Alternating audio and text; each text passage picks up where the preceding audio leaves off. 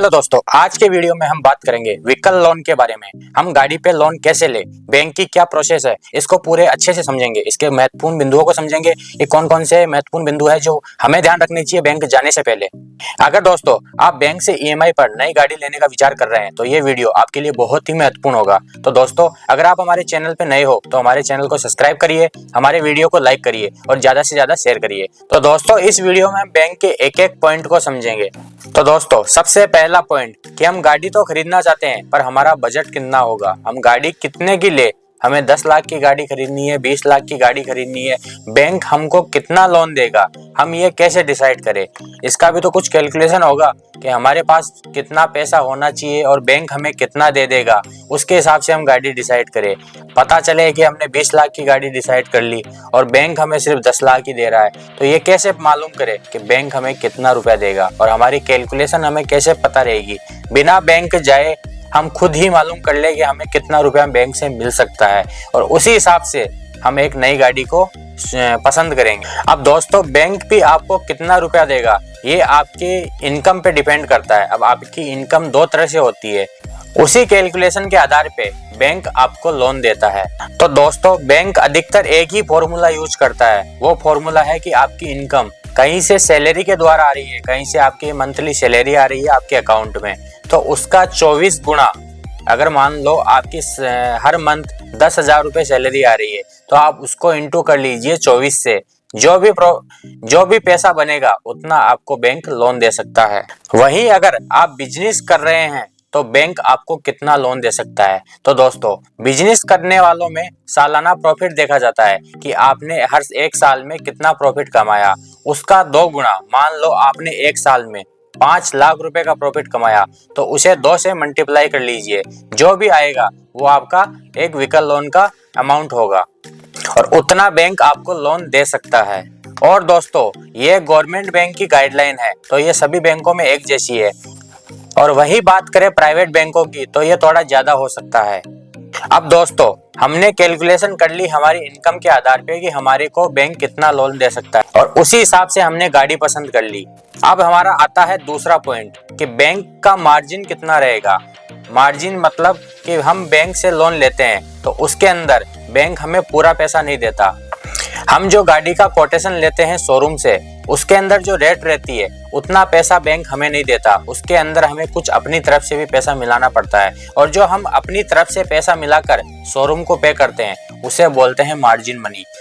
इसके अंदर दोस्तों बैंक हमारे कोटेशन के अमाउंट के आधार पे 85 से 90% तक ही हमें अमाउंट पे करता है लोन का। बाकी का जो पैसा रहता है 10 से 15% वो रहता है मार्जिन मनी। ये हमें डायरेक्ट शोरूम को पे करना रहता है या फिर बैंक के अंदर डिपॉजिट करके हमें नेफ्ट आरटीजीएस करना रहता है।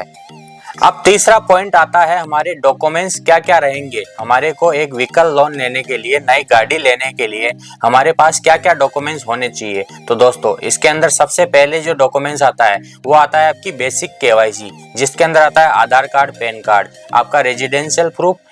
इनकी आप 3-4 फोटोकॉपी करवा के अपने पास रख लीजिए, क्योंकि ये शोरूम में भी मांगते हैं और बैंक में भी मांगते हैं, तो ये अपने पास फोटोकॉपी करवा लीजिए। आपके पास अपनी पासपोर्ट साइज 5 से 8 फोटो होनी चाहिए, क्योंकि ये दोनों जगह काम में आएगी।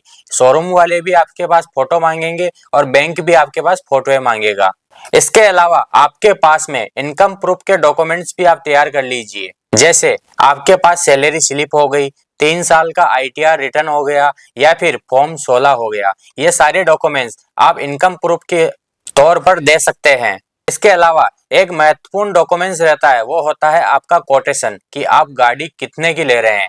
ये कोटेशन आपको देगा आपका शोरूम वाला जहां से आप गाड़ी ले रहे हैं, तो ये कोटेशन उनसे बनवाइए, आपका पूरा गाड़ी का एस्टिमेट बनवाइए कि हमारी गाड़ी इतने की पड़ रही है, इसके अंदर हमारा इंश्योरेंस आ गया, इसके अंदर हमारा आरटीओ का जो भी चार्ज होता है वो आ गया, सारी चीजें इसके अंदर, हमारी ऑन रोड गाड़ी कितने की पड़ेगी ये पूरा कोटेशन में लिखा रहता है। उसी कोटेशन के आधार पे बैंक आपको लोन डिसाइड करता है और आपको लोन पे करता है। अब दोस्तों डॉक्यूमेंट्स तो हमने समझ लिए कि क्या क्या डॉक्यूमेंट्स चाहिए। अब बैंक में ईएमआई कितनी आएगी, हम ज्यादा से ज्यादा कितने साल तक के लिए ईएमआई बनवा सकते हैं। तो दोस्तों व्हीकल लोन के अंदर हम ज्यादा से ज्यादा 7 साल तक ईएमआई बनवा सकते हैं। 7 साल से ज्यादा आप ईएमआई नहीं बनवा सकते।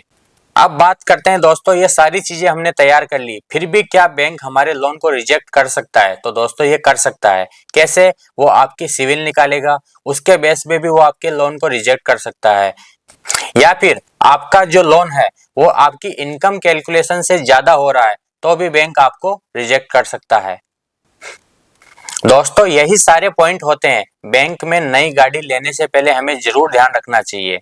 और सबसे आखिरी पॉइंट होता है इसके अंदर, ब्याज कितना लगेगा। तो दोस्तों ये अलग अलग बैंकों में डिसाइड होता है, ये 7.5% से लेके 11.5-12% तक रहता है। ये अलग अलग बैंकों के नियमों के हिसाब से रहता है और ये फिक्स नहीं रहता, ये हर साल बदलता रहता है। दोस्तों हमारा वीडियो पसंद आया हो तो इसको लाइक करना, ज्यादा से ज्यादा शेयर करना। हम बैंक के ऐसे ही वीडियो और लाते रहेंगे। हमें ज्यादा से ज्यादा कमेंट करो कि हम कौन से टॉपिक पर बैंक के बारे में जानकारी दें।